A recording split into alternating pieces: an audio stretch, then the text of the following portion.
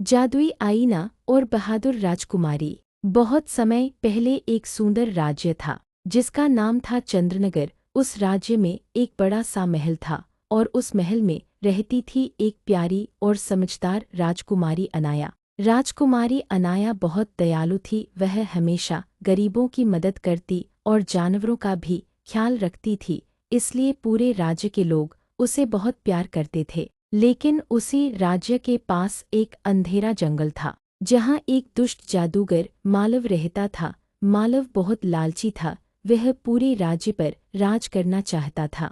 एक दिन मालव को पता चला कि महल में एक जादुई आईना है। उस आईने में बहुत बड़ी शक्ति थी। अगर वह आईना किसी बुरे इंसान के हाथ लग जाए तो वह पूरे राज्य को अंधेरे में डुबो सकता था। मालव ने सोचा, अगर मुझे वह जादुई आईना मिल जाए तो मैं चंद्रनगर का राजा बन जाऊंगा। उस रात मालव ने काला जादू किया और महल में घुस गया। उसने जादुई आईना चुरा लिया और जंगल में भाग गया। सुबह जब राजकुमारी अनाया को यह पता चला तो वह बहुत चिंतित हो गई। राजा ने सैनिकों को भेजा, लेकिन कोई भी जादूगर मालव को ढूंढ नहीं पाया। तब राजकुमारी अनाया ने खुद ही जंगल जाने का फैसला किया। जंगल के अंदर बहुत अंधेरा था, बड़े बड़े पेड़ और अजीब आवाजें आ रही थी, लेकिन अनाया डरने के बजाय हिम्मत से आगे बढ़ती रही। चलते चलते उसे एक जख्मी सफ़ेद हिरण मिला। अनाया ने तुरंत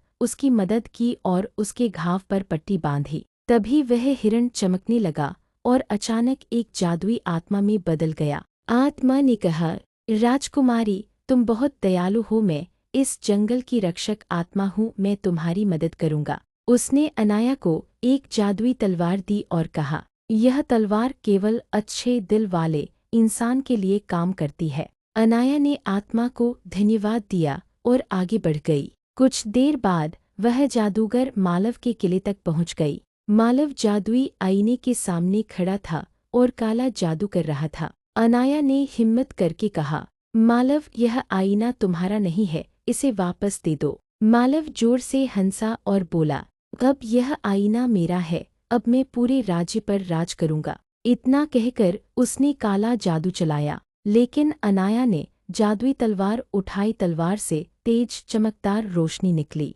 वह रोशनी इतनी शक्तिशाली थी कि मालव का काला जादू कमजोर पड़ने लगा। आखिरकार अच्छाई की शक्ति जीत गई और मालव हार गया। जादुई आईना फिर से सुरक्षित हो गया। राजकुमारी अनाया आईना लेकर महल वापस आई। पूरे राज्य में खुशी की लहर दौड़ गई। राजा ने गर्व से कहा, मेरी बेटी सच में बहुत बहादुर है। उस दिन के बाद चंद्रनगर में हमेशा शांति और खुशियां बनी रहीं। सीखा, सच्ची बहादुरी और दयालुता से सबसे बड़ी बुराई को भी हराया जा सकता है। अगर आपको ये वीडियो अच्छी लगी हो तो लाइक, सब्सक्राइब, शेयर और कमेंट करना न भूले।